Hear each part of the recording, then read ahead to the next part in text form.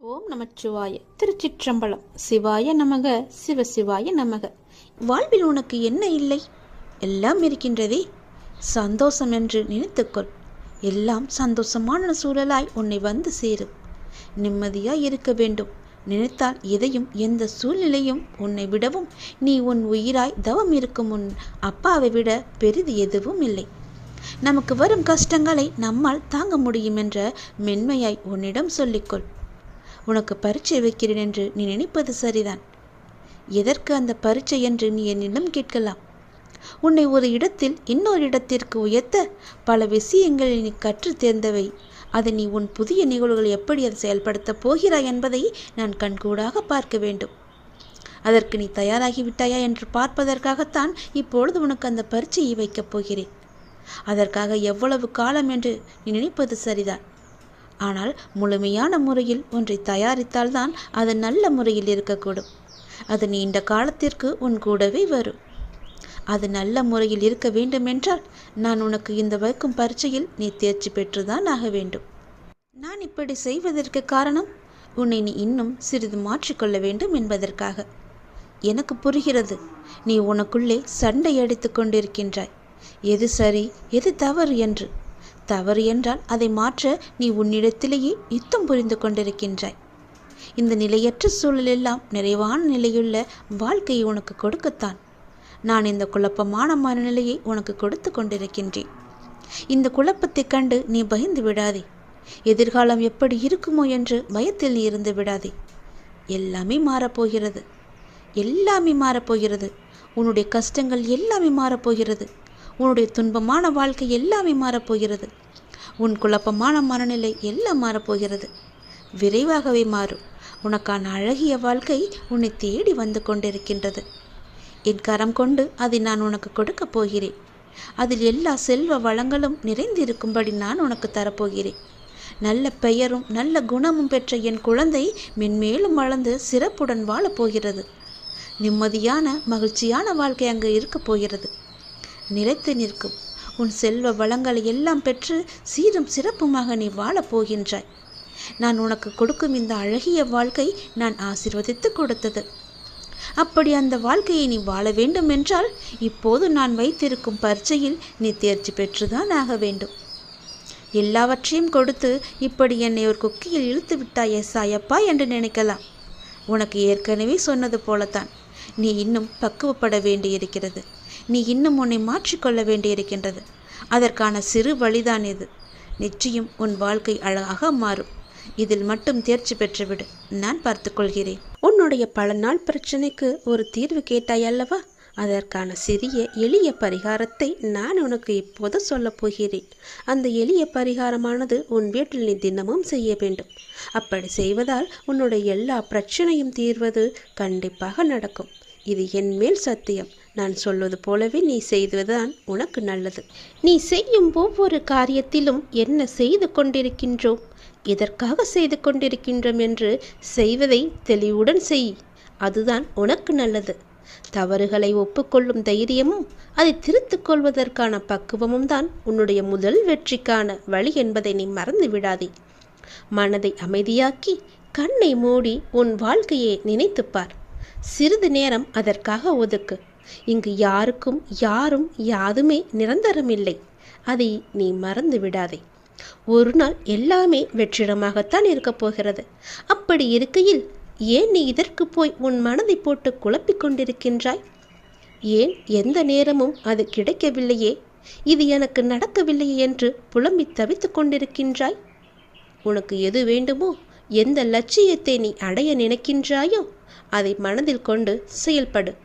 தினமும் விளக்கேற்றி, அதிகாலையில் விளக்கேற்றி உனக்கு வேண்டியதை அந்த இறைவனிடம் சொல். நிச்சயம் அதற்கான பலன் கண்டிப்பாகவே உன் கைகூடி வரும். ஒரு நாள் கண்டிப்பாக அது உன்னை வந்து சேரும். அதுவரை எதற்கும் மனதில் கஷ்டப்பட்டு கொண்டே இருக்காதே. சொல்வது உனக்கு புரிகிறதா? கனதில் எப்பொழுதும் கஷ்டத்தை வைத்துக்கொண்டு குழப்பிக்கொண்டு கிடைக்குமா கிடைக்காதா, இது நடக்குமா நடக்காதா என்று மனதை அலைகழிக்காதே. உன்னுடைய மனதை எப்பொழுதும் தெய்வீக சூழலில் வைத்துக்கொள். மகிழ்ச்சியான சூழலில் வைத்துக்கொள். நிச்சயம் உனக்கான பதில் அந்த இறைவனிடமிருந்து உனக்கு கண்டிப்பாக கிடைக்கும். இருப்பதை கொண்டு அதுவரை இருப்பதை கொண்டு சந்தோஷமாக வாழ்வதற்கு என்னென்ன தேவையோ அதையெல்லாம் நீ செய். உன் வாழ்க்கை நிச்சயம் சந்தோஷ மலையில் நனையும். உனது எண்ணங்களை ஒரு நிலைப்படுத்தி நம்பிக்கையோடு உன் கடமையை செய். நிச்சயம் நீ எதிர்பார்த்த அளவுக்கு மேலே அதற்கான பலன் உனக்கு கிடைக்கும். உன்னுடைய விருப்பங்கள் எதுவாக இருந்தாலுமே சரி, அது நிச்சயம் நிறைவேறும். அதற்கான காலகட்டம்தான் அதிகாலை பொழுது. அந்த பிரம்ம முகூர்த்த நேரத்திலேயே உன்னுடைய விளக்கை ஏற்றி, உன் வீட்டில் தீபங்களை ஏற்றி, உன்னுடைய வேண்டுதல்களை எல்லாம் இறைவனிடம் சொல்.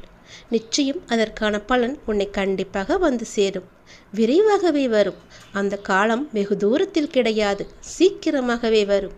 நீ உன்னுடைய ஆற்றலையும் திறமையையும் வளர்த்து கொண்டால் இந்த உலகம் நிச்சயம் உன்னை தேடி வரும். கலங்காதே.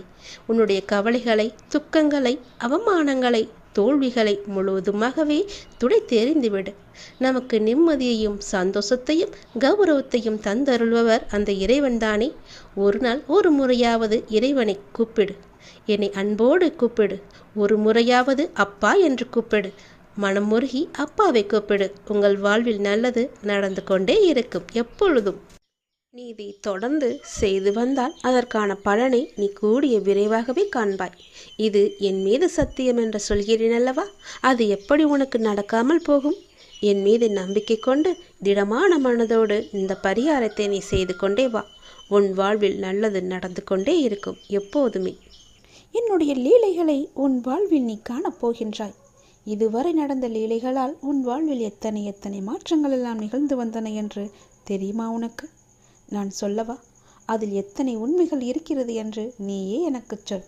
நாளை என்ன நடக்குமோ என்ற பயம் உனக்கு வேண்டாம். நான் உனக்கு துணையாக இருக்கின்றேன். எப்பொழுதும் என் நாமத்தை சொல்லும் உனக்கு எந்த பயமும் இனி இருக்காது. உன்னுடைய நல்ல மனதுக்கு ஒரு நல்ல விஷயம் கண்டிப்பாக நடக்கப் போகின்றது. நீ என் மேல் கொண்ட பக்திக்கும் நம்பிக்கைக்கும் பலனாக உன் வாழ்வில் ஒரு நல்ல விஷயம் நடக்கப் போகின்றது. கடந்த 2 மாதமாக பின்தங்கியிருந்த உன் வாழ்க்கை இப்போது முன்னேற்றம் பெறப்போகின்றது. உன்னுடைய காத்திருப்புக்கும் பொறுமைக்கும் நம்பிக்கைக்கும் கைமேல் உனக்கு பலன் கிடைக்கப் போகின்றது. இன்றிலிருந்து சரியாக எண்ணிக்கொள். இன்றிலிருந்து 48வது நாளில் நல்ல மகிழ்ச்சியான நிகழ்வுகள் எல்லாம் உன் வாழ்வில் நடக்கப் போகின்றன. நேர்மறை எண்ணத்தோடு உன் வாழ்வை நீ நடத்த வேண்டிய நேரம் வந்துவிட்டது. நேர்மறை எண்ணத்தோடு வாழ்வை நடக்க வேண்டிய நிகழ்வுகள் எல்லாம் தானாக நடைபெறும். உன்னுடைய தடைகள் எல்லாம் அகன்றுவிடும். உனக்கு புதிய வழிகள் எல்லாம் பிறக்கும். அந்த வழிகளில் முட்கள் இருந்தால் அதை பற்றி எல்லாம் நீ கவலைப்படாதே. அந்த முட்களை களைய நானே உனக்கு முன்பாக சென்று கொண்டிருப்பேன். நீ செல்லும் பாதை தெளிவாகும். பயப்படாமல் செல். வாழ்க்கையை பற்றி பயப்படாதே. உன் வாழ்க்கையில் இப்படியாகி விடுமோ, அது நடந்து விடுமோ, இது இப்படி நடந்து விடுமோ என்ற பயமெல்லாம் இனி உனக்கு தேவையே இல்லை.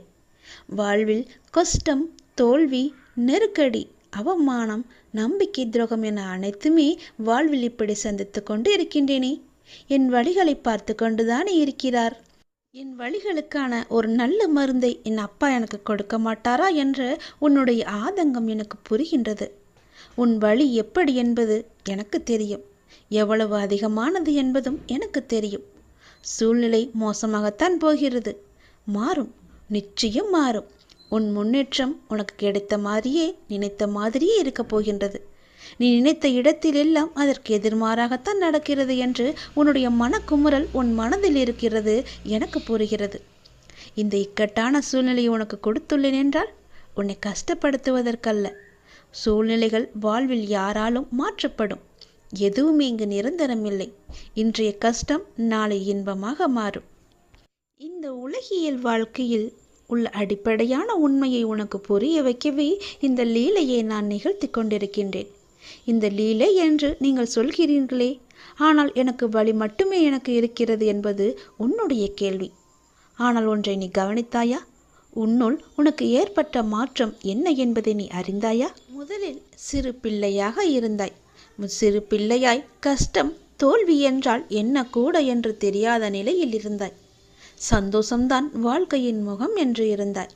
ஆனால் பிறகு உன் வாழ்க்கை மெல்ல மெல்ல பக்குவ நிலை வந்தாக வேண்டும் என்ற நிலையில் வாழ்க்கைக்கான அனுபவம் இல்லாமல் நீ இருந்தாய். கஷ்டம் மெல்ல உன் வாழ்க்கைக்குள் வந்தது. முதலில் அதை சமாளிக்க நீ தடுமாறினாய். பிறகு ஒவ்வொரு கஷ்டத்திலும் தோல்வியிலும் நிறைய தவறுகளையும் அனுபவங்களையும் நீ கற்றுக்கொண்டாய். அடுத்தடுத்து கஷ்டம் என அடுத்து வந்தபோது உன் மன வலிமை, நம்பிக்கை, வைராக்கியம், பொறுமை வளர்த்து கொண்டே வந்ததும் வாழ்க்கையில் உண்மை உருவத்தை நீ புரிந்து கொள்ள ஆரம்பித்தாய். பிறகு சூழ்நிலைகளை எல்லாவற்றையுமே நீ சகித்து கொள்ள ஆரம்பித்தாய். சகித்து கொண்டு வாழ்க்கையை ஏற்க பழகினாய். உன் சூழ்நிலை எந்த ஒரு சூழ்நிலை வந்தாலும் மனம் தளராது அதை உனக்கு ஏற்றவாறு நேர்மறையாய் மாற்ற நீ முயற்சிக்க ஆரம்பித்தாய். இப்படி உன்னை சிறு சிறு படிகளாக உன் சின்ன பிள்ளைக்கு நடக்க பழக்க கொடுப்பது போல வாழ்க்கையில் பயணிக்க கற்றுக் கொடுத்து வருகின்றேன் நான். அதை நீ உணர்ந்தாயா? நம்முடைய அப்பா நமக்கு நல்லதுதான் செய்வார், என்ன நடந்தாலும் அவர் நம்முடன் இருப்பார் என மிக பெரிய பொறுப்பை நீ எனக்கு கொடுத்திருக்கின்றாய். அதை நீ மறந்து விட்டாயா? முதல் நாள் என்னை பார்க்க வந்த போதே உன்னுடைய பொறுப்பு எல்லாவற்றையும் தான் நான் உன்னிடமிருந்து வாங்கி கொண்டேனே. அதை நீ மறந்து விட்டாய் என்று நினைக்கின்றேன். அப்படி இருக்கையில் உன்னை எப்படி தனித்து தவிக்க விடுவேன் நான்? உன் கண்ணிற்கு வெகுமதிகள் எப்படி கொடுக்காமல் இருப்பேன் நான்? இந்த இக்கட்டான சூழ்நிலைகள் எல்லாம் நம்மை பக்குவம் அடைவதற்கும் நம்மிடம் உள்ள எதிர்மறையை மாற்றி அமைப்பதற்கும் தான் என்பதை நீ புரிந்து கொண்டாய் அல்லவா? உன் வாழ்வில் இனிமேல் அழகான மலர்களும் வண்ணங்களும் தோன்றப் போகின்றது. உன் பெற்றோர் என்னுடைய பொறுப்பு. அவர்களது பிரச்சனை விரைவாகவே சரி செய்ய அதற்கான வழிகளை நான் அமைத்து கொடுக்கின்றேன். அவர்கள் என் ஆசீர்வாதங்களுடன் நிம்மதியாக வாழ்வார்கள். நீ என் உயிர் பிள்ளை, நான் உன்னுடைய அப்பா. உலகமே என் பிள்ளையான நீதான் என்று நான் இருக்கின்றேன். உன்னுடன் நான் எப்போதும் இருப்பேன், எல்லா சூழ்நிலைகளிலும் இருப்பேன். உன் முயற்சியில் என்னுடைய பங்கு நிச்சயம் இருக்கும். நல்லது நடக்கும். உனக்கு இந்த முருகனின் வாக்கை சொல்வதற்காக நான் வந்திருக்கிறேன். நீ அறிந்தோ அறியாமலோ யாரிடமாவது கடும் சொற்களை பேசியிருப்பாய் என்று என் மனதிற்கு படுகிறது. அதனால் உன் மனதார ஒரே ஒரு முறை மன்னிப்பு கேட்டுவிடு. நீ மென்மேலும் வளர்ந்து வளர்ச்சியடையப் போகின்றாய்.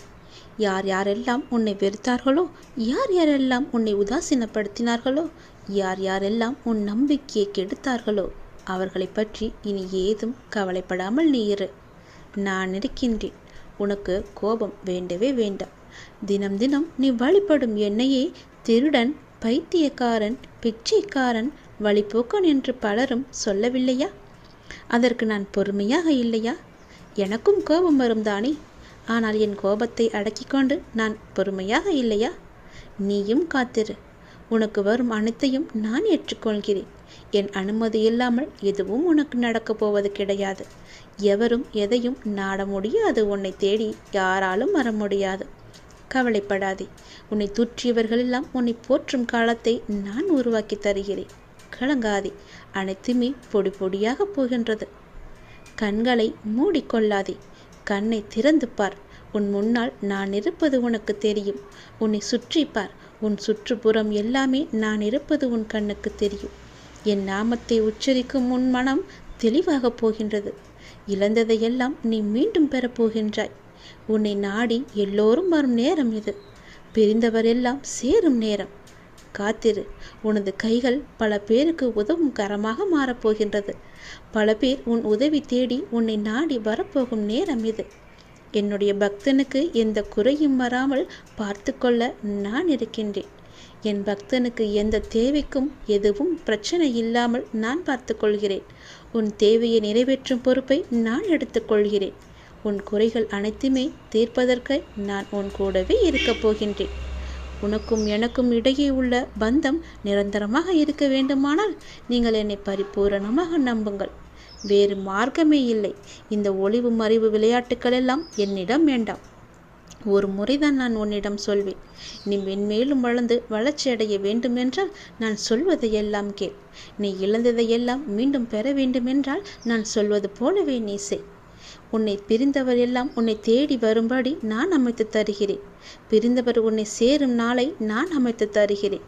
நீ பல பேருக்கு உதவ வேண்டும் என்று நினைத்தால் நான் சொல்வது போலவே நீ செய்.